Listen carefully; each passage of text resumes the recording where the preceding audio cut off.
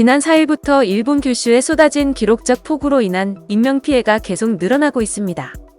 스가 요시히데 일본 관방장관은 7일 오전 정례 기자회견에서 큐슈를 비롯한 전국 각지에 간헐적으로 폭우가 계속되고 있다며 지금까지 파악한 인적 피해는 사망 50명, 심폐정지 2명, 실종 14명, 중상 1명, 경상 3명이라고 밝혔습니다.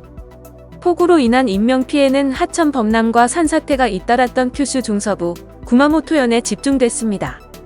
스가 장관은 물적 피해와 관련해서는 정전 4,100가구, 단수 2,100가구 이상, 유선전화 약 39,000회선 불통 등이라고 전했습니다. 그는 재해 응급대책을 추진하기 위해 특정 비상재해 지정도 검토하면서 하루라도 빨리 재해지 복구 부흥을 위해 노력하고 있다고 밝혔습니다. 스가 장관은 이번 폭우로 큐슈와 주고쿠 지방에 있는 자동차 공장에서 직원 안전 확보를 위한 생산 중단 움직임이 있는 것에 대해서는 보고를 받은 내용이라고 밝혔습니다. 그는 일부 공장에서 폭우 영향으로 침수 피해가 있으며 종업원이 출근할 수 없다면서 일시적으로 조업을 중단하고 있는 공장이 있다고 보고를 받았다고 밝혔습니다. 그러나 지금까지의 조업 중단 등은 서플라이 체인에 중대한 영향을 미치는 상황은 아니라는 보고를 받고 있다고 덧붙였습니다.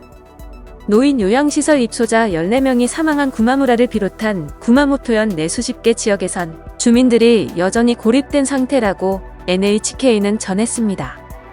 일본 국토교통성은 이번 폭우로 하천 유역에서 주택 약 6,100채가 물에 잠겼으며 침수 면적이 약 10.6제곱킬로미터에 달하는 것으로 전날 잠정 집계했습니다. 또 8일 일본 큐슈 지역을 중심으로 기록적인 폭우가 계속될 전망입니다.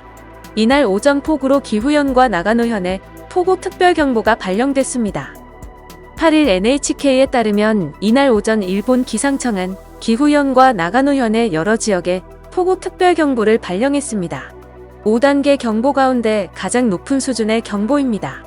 토사 붕괴와 침수 등 중대한 재해가 이미 발생했을 가능성이 매우 높은 상황입니다. 특별 비상재해는 상당히 비정상적이며 극심한 비상재해로 사망자, 실종자, 부상자, 피난민 및 주택 붕괴 등 피해가 다수 발생하고 교통, 라인이 광범위하게 두절돼 일상생활과 업무 환경이 파괴된 경우 지정할 수 있습니다. 특정 비상재해 특별조치법에 따라 지정됩니다.